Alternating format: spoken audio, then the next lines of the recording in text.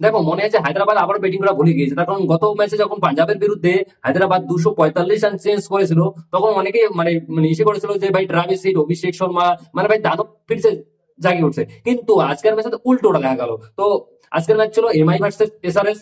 তো এই ম্যাচে দেখো হায়দ্রাবাদের, আমরা কম বেশি সবাই বলি যে ট্রাভিস হিট নাকি রোহিত শর্মা টিমের সঙ্গে খেললে বারবার ফর্মে আসে, কিন্তু আজকে দেখো কি হয়েছে ভাই, এটা ভুল কথা। যার যেদিন দিন যায় সে সেরকম ফর্মে থাকে, ঠিক আছে।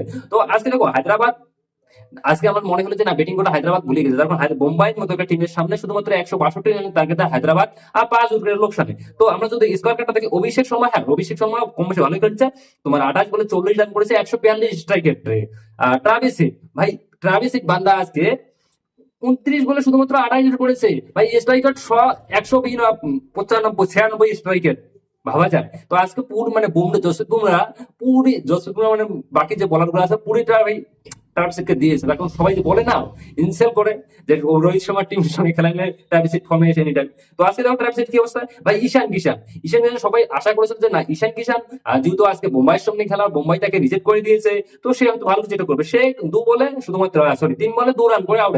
নীতিশ কুমার রেড্ডি তোমার যদি দেখি 21 বলে 19 রান, ঠিক আছে। আবার মনে হচ্ছে না টেস্ট ম্যাচ খেলছিল এটা। তো হায়দ্রাবাদ 20 ওভারে শুধুমাত্র 162 রানের টার্গেট দেয়, তো এখন চেস করতেছে বোম্বাই। তো বোম্বাই নিয়ে ভাই দেখো, বোম্বাই তো শুরুতে ভালোই খেলছে, ঠিক আছে, হ্যাঁ এখনো ভালোই পজিশনে খেলতেছে, হ্যাঁ। আর বোম্বাই সেখান থেকে ম্যাচটা বেড়ে নেয়। বোম্বাই ব্যাটসম্যানের কথা একটু বলবো। হ্যাঁ রোহিত শর্মা, একটা ডিসকাস করতে পারে রোহিত শর্মাকে নিয়ে, তার কারণ রোহিত শর্মা যে আছে আমাদের, আহ আজকেও 16 বলে 26 রান। ভাই আমি অনেকদিন থেকে ইন্তজার করতেছি যে রোহিত শর্মার অন্তত একটা ম্যাচে এই আইপিএল যদি আমি 50 দেখতে পারতাম, খুব খুশি হইতাম। তার কারণ রোহিত শর্মা ওই যে চ্যাম্পিয়ন ট্রফির পর থেকে রোহিত শর্মা কিন্তু একদম ফর্মে নেই। কি হয়েছে রোহিত শর্মা সেটা জানি না এখন, মানে সোশ্যাল মিডিয়ায় বেশি কিছু বললে আবার ট্রোল হয়ে যাবো, আমি তো বলবো না। কিন্তু দেখো রোহিত শর্মার ফ্যান্স আমি নিজেও, আমি একটা অপেক্ষায় রয়েছি যে রোহিত শর্মা কবে তার হেটারদেরকে জবাব দেয়, তখন হেটারদেরকে জবাব দিতে দিতে মাথা শেষ হয়ে গেছে অলরেডি, ঠিক আছে।